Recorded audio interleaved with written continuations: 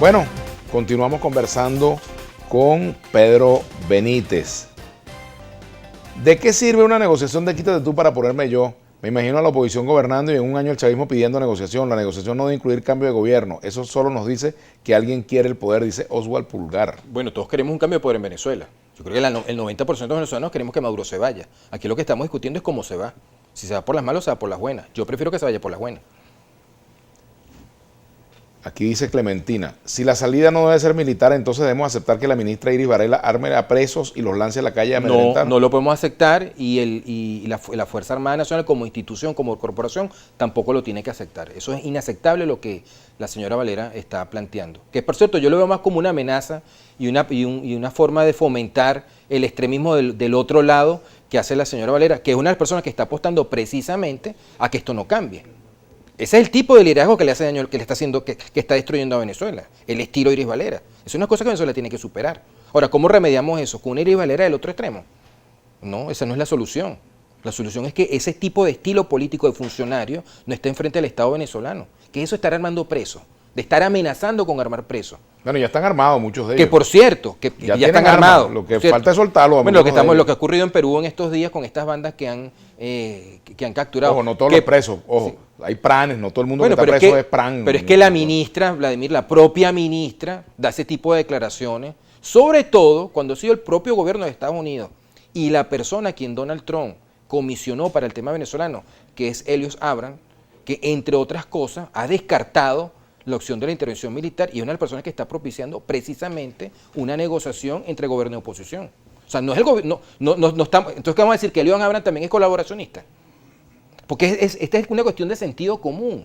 El sentido común te indica que la cosa va por ahí, que es la forma más práctica de resolver los asuntos. Ahora, eso no implica que Estados Unidos va a cambiar su política hacia el gobierno, hacia el régimen de Maduro, no implica que se van a levantar las sanciones, pues ellos van a seguir presionando hasta que ocurra un desenlace político. Bueno, todos tenemos, yo me meto en ese grupo, que estamos presionando en función de que eso se dé, y por eso es que la apuesta que se está haciendo en estos momentos para tratar de construir un acuerdo político.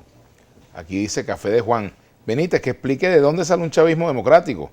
20 años de destrucción moral, económica, política y tienen un derecho a hacer política. ¿Qué brío los invitados? Bueno, por ese camino, señor Café de Juan, entonces aquí, imagínense, tendríamos que empezar a sacar cuenta de quién es el que tiene derecho a hacer política. Bueno, ¿no? Entonces, ¿quién decide que un grupo puede participar o no? Entonces, ¿dónde está la decisión democrática de un pueblo? O sea, ¿quién decide? O sea, ¿quién decide? Eso es la mayoría en unas elecciones que se decida quién participa o no. Si un partido, el PSUV, de acuerdo a las reglas previamente establecidas, no logra el mínimo la votación, perderá su registro. Por eso no lo decide un funcionario, no lo deciden los que llegaron al poder, eso lo deciden los electores.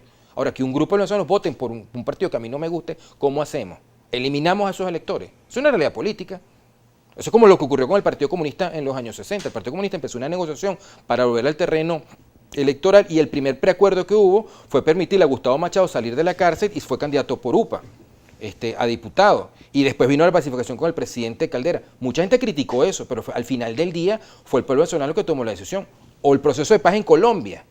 Se dijo que hoy si está la FARC, haciendo aguas, por cierto. Sí, pero fíjate tú, ¿qué se decía en el proceso de paz de Colombia? Es que le estaban entregando Colombia a la FARC. Fueron una elección. E incluso en los bastiones del sur de Colombia, el Caquetá, donde eran los bastiones militares de la FARC, llegaron de cuarto. Y el partido más votado fue el partido Uribe. ¿Quién decidió al final? El elector colombiano.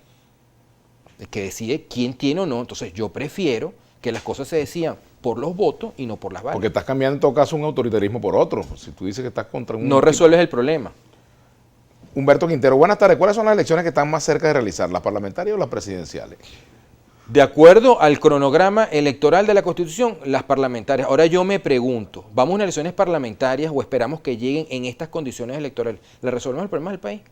La mayoría de los electores va a participar, con la mayoría de los dirigentes perseguidos, inhabilitados o los partidos ilegalizados. Eso va a resolver el problema. Por eso que aquí la solución es que se rectifique el error histórico y político de la elección del 20 de mayo. Que por cierto, lo voy a recordar además, siempre me gusta decirlo, el candidato que participó ahí por la oposición, el exgobernador Henry Falcón, no reconoció la legitimidad de esas elecciones, por cierto.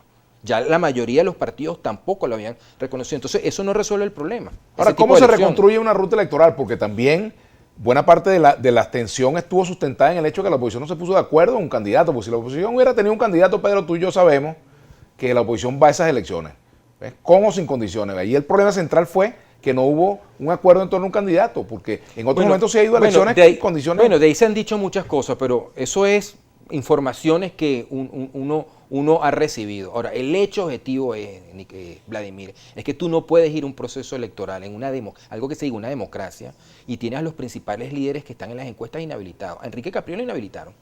¿Por qué lo inhabilitaron? A Leopoldo López lo inhabilitaron. Sus partidos están inhabilitados.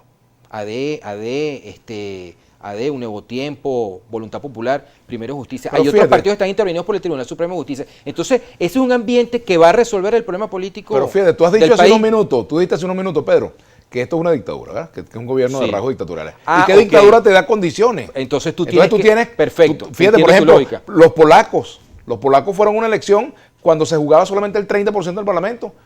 ¿Y eso era democrático? No lo era. No lo era. Ellos se jugaron esa carta. O sea, es un tema de decisión política. No es que si tú eres vendido o eres colaboracionista o tal cosa, porque tomas una ruta donde tienes una dificultad sobre la cual te tienes que impinar. Bueno, pero yo creo que viene a medir para el contexto completo. Esa oposición no ha renunciado a la lucha por elecciones libres, que es al final del día lo que va a resolver esto.